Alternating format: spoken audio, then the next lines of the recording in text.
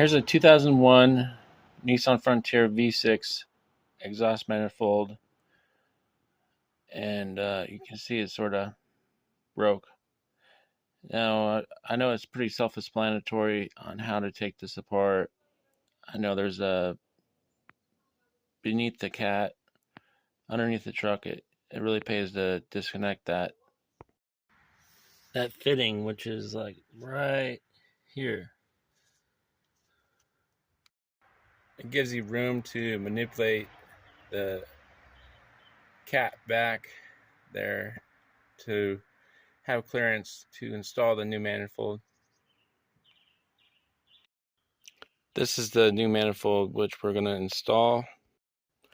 One of the problems we ran into is the studs, or they were super heated, so need to get those out, remove those. This is the stud we extracted out of there, or basically spun out of there.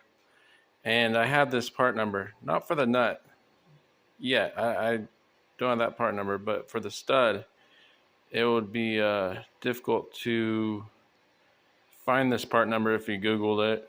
So it's part of the reason why I'm making this video, is just for the stud.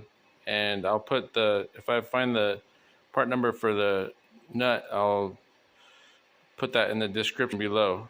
The stud on 140644S100, and the nut,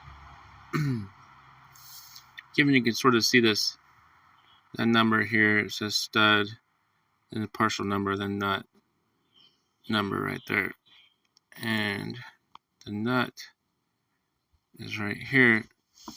However, I'm not sure if it's the exact nut. I haven't bought it yet, but I'm pretty sure it is. Either way,